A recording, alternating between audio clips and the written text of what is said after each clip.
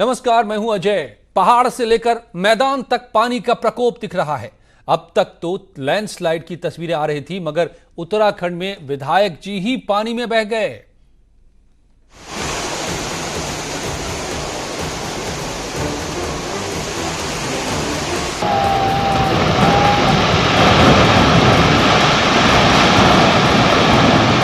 उफनता नाला है,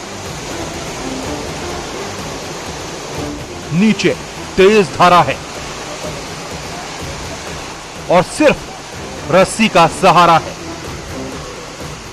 इससे पहले कि हादसे की भयावहता को शब्दों में समेटे तस्वीरों को पूरा देख लीजिए।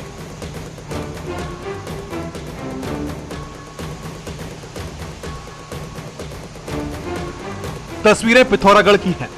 यहां कांग्रेस विधायक हरीश धामी अपने समर्थकों के साथ इस बरसाती नाले को पार कर रहे थे। शुरू में तो सब कुछ ठीक ठाक था। रस्सी के सहारे विधायक जी ने लगभग नाले को पार भी कर लिया था, लेकिन इससे पहले कि वो नाले के दूसरी छोर पर पहुंचते, पानी और पत्थरों के तेज बहाव में विधायक जी के पांव उखड़ गए। हरीश धामी इस बरसाती नाले में गिर गए और पानी के तेज बहाव में बहने लगे। विधायक के पानी में गिरते ही उनके समर्थक रक्षक बन गए और पानी में बह रहे हरीश धामी को कुछ ही सेकंड में पकड़ लिया। हालांकि जब तक उन्हें पकड़ा जाता, तब तक वो करीब 6 फीट तक बह चुके थे। इस हादसे में विधायक हरीश धामी को मामूली रूप से चोट भी आई है। विजयवर्धन उप्रेती, न्यूज 18, पिथौरागढ़। और इस बीच एक बड़ी खबर आ रही है। अभिनेता नवाजुद्दीन सिद्दीकी की पत्नी आलिया सिद्दीकी ने नवाज के भाई के ऊपर आरोप लगाए हैं। इस बीच नवाज के छोटे भाई फैजुद्दीन की सफाई सामने आई है। छोटे भाई ने भाभी आलिया सिद्दीकी के आरोपों को बेबुनियाद बताया है, गलत कहा है। यही नहीं, अभिनेता नवाजुद्दीन सिद्दीकी के भाई ने नवाजुद्दीन की पत्नी आलिया पर ब्लैकमेल करने का आरोप लगाया है। अभिनेता नवाजुद्दीन सिद्दीकी के भाई ने मुजफ्फरनगर मौजूद अपने घर से बयान जारी करते हुए सफाई पेश की है। नवाजुद्दीन सिद्दीकी और उनके परिवार के सदस्यों पर उनकी पत्नी का गंभीर आरोप है। बरसोबा पुलिस स्टेशन में दर्ज करा है मुकदमा। नवाज की पत्नी ने उनके भाई और परिवार के सदस्यों के खिलाफ मुंबई के बरसोबा पुलिस स्टेशन में यह मामला दर्ज कराया है। बरसोबा पुलिस से मिली जानकारी के मुताबिक अभिनेता के खिलाफ आईपीसी की धारा 354, 323 यानी कि जानबूझकर या स्वेच्छा से किसी को चोट पहुंचाना, 504 यानी शांति भंग करने के इरादे से जानबूझकर अपमान करना, 506 धमकाना और 34 सामान्य इरादे से आपराधिक काम, ये तमाम धाराएं लगाए हैं। आरोप तमाम ये लगाए हैं नवाजुद्दीन सिद्दीकी की पत्नी ने उन पर। नवाजुद्दीन सिद्दीकी की पत्नी का कहना है कि नवाजुद्दीन ने उन्हें शिकायत करने से मना किया था, इसी वजह से उन्होंने अब जाकर शिकायत की है। में शादी हुई 2011 में हमारा नवाज भाई का और उसके वाइफ का उनकी तलाक हो गया था। तो उसके बाद में रेगुलर वो उनकी जो डिमांड है, कभी 10 करोड़ कभी 15 करोड़, अभी हाल फिलहाल जब इन्होंने एक नोटिस भेजा तलाक का, तो वो 30 करोड़ की डिमांड की कि भाई 30 करोड़ रुपये मुझे दो। ये बेसिकली 30 करोड़ जो है, जो उन्होंने जो मांग की है, वो एक किस्म से ब्लैकमेलिंग है। क्योंकि डिवोर्स तो ऑलरेडी 2011 में 2010 में उन्होंने शादी की कन्वर्ट होके, और उसी के निकाह हुआ। निकाह के जैसे खुला होता है, खुला बोलते हैं, तलाक बोलते हैं, बाकायदा ऑन पेपर सब कुछ हुआ, तो 11 में तलाक हो चुका था। तो अभी जो इन्होंने जो इल्ज़ाम लगाए हैं ये कि भाई बच्ची के साथ मेरी छोटे वाले भाई पे मेरे पे इल्ज़ाम लगाया, मेरे छोटे भाई पे इल्ज़ाम लगाया, तो वो जबकि उस टाइम पे 2012 का जो मामला है, 2012 में वो 1.5 साल की बच्ची थी कुल वो। ठीक है, कोई भी आदमी इस तरह की कोई भी गलत वो नहीं कर सकता। दरअसल अभिनेता नवाजुद्दीन सिद्दीकी और उनके परिवार के सदस्यों पर उनकी पत्नी आलिया सिद्दीकी ने गंभीर आरोप लगाए थे। मुंबई के बरसोबा पुलिस स्टेशन में केस भी दर्ज हुआ था। अपने आरोपों में आलिया ने नवाजुद्दीन पर भाई की गलती छिपाने का आरोप लगाते हुए कहा था कि उनका छोटा भाई मिनाजुद्दीन उनकी बेटी का शोषण करता था। मिनाजुद्दीन पर बेटी को अश्लील फिल्म दिखाने का आरोप भी लगाते हुए एफआईआर दर्ज कराई थी। मिनाजुद्दीन पर आलिया ने मारपीट का भी आरोप लगाया था। यही नहीं, सास ससुर पर भी मारपीट और धमकाने का आरोप लगाया था। आपको बताएं कि इस केस में फिलहाल अभी कोई गिरफ्तारी नहीं हुई है।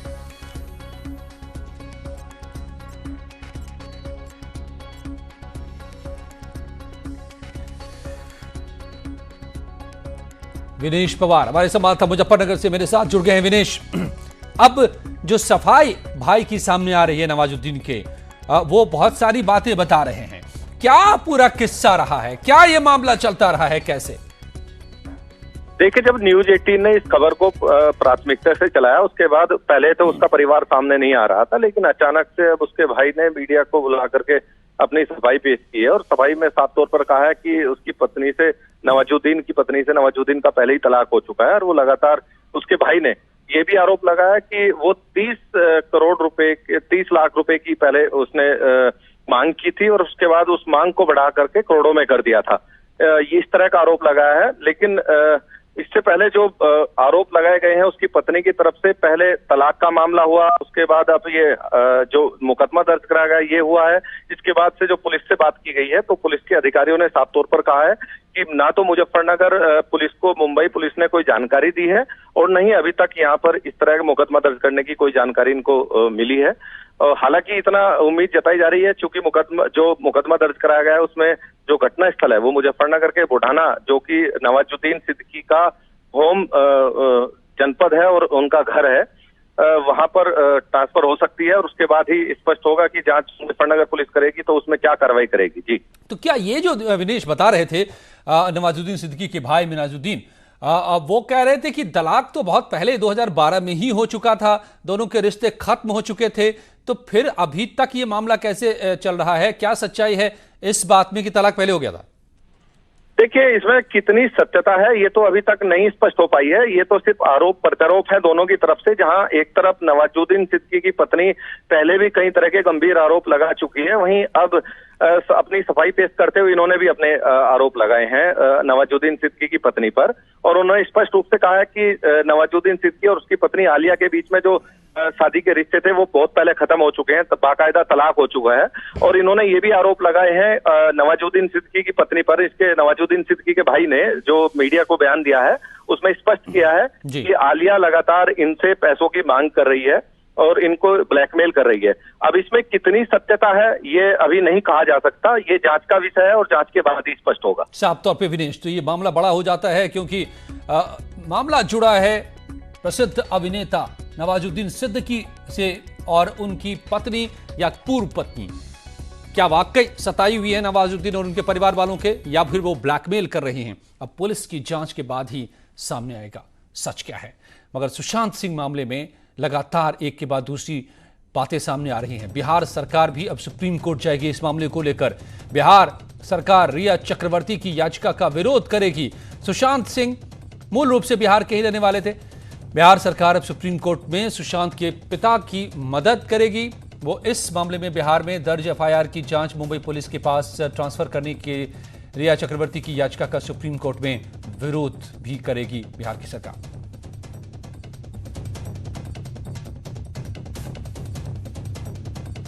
तो सुशांत सिंह, मशहूर अभिनेता जिनकी मौत हो गई थी कुछ समय पहले, और ये मौत कैसे हुई एक बड़ा रहस्य बन गया है। कौन लोग इनके पीछे है, क्या है ये मर्डर या सुसाइड, इसके बीच तमाम तरह की थ्योरीज। और अब जो रिया उनकी गर्लफ्रेंड है उनके इर्द गिर्द बहुत सारी बातें घूमती नजर आ रही हैं।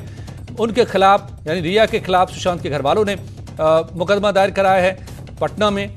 अब रिया ने उसे मुंबई ट्रांसफर करने के लिए याचिका डाली है। अब बिहार सरकार रिया की उस याचिका के खिलाफ सुप्रीम कोर्ट जाएगी कि मामला ट्रांसफर न हो पटना से मुंबई। और प्रियंका गांधी ने आज अपना दिल्ली का सरकारी बंगला खाली कर दिया। इसके बाद केंद्रीय लोक निर्माण विभाग ने कहा कि प्रियंका ने अच्छी हालात में बंगला खाली किया है।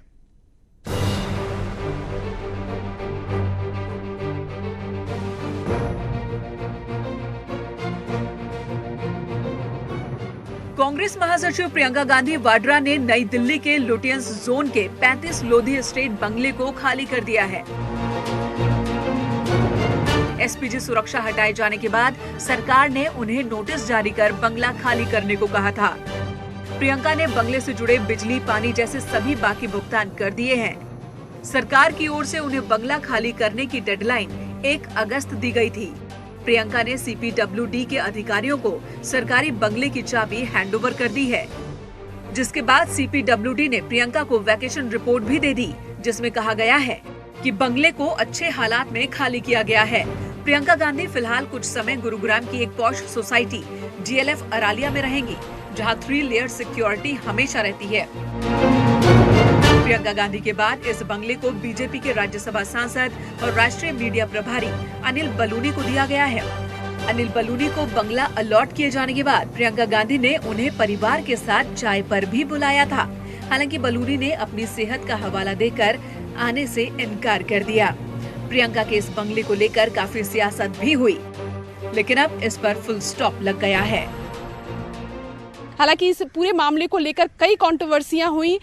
बीजेपी के भी कई नेता जो है वो खुलकर प्रियंका गांधी के खिलाफ ट्वीट की और प्रियंका गांधी ने भी साफ तौर पर ये ट्वीट करके कहा था कि वो बंगला दोबारा लेने को लेकर या फिर खाली नहीं करने को लेकर कभी भी सरकार से किसी तरह का निवेदन नहीं किया है। और इसके साथ ही 20 साल तक प्रियंका गांधी वाड्रा इस आवास में रही है, 35 लोधी स्टेट में, और आज उन्होंने ये बंगला खाली कर दिया है। कैमरा पर्सन सोनू के साथ रंजीता झा, न्यूज़ 18 नेटवर्क। और अयोध्या में मस्जिद निर्माण के लिए सुन्नी सेंट्रल वक्फ बोर्ड ने ट्रस्ट का गठन कर लिया है। इस पर संतों का कहना है कि ट्रस्ट अयोध्या में मस्जिद बनवाए, लेकिन मस्जिद का नाम बाबर के नाम पर ना हो, क्योंकि हिंदुस्तान में बाबर की कोई जगह नहीं।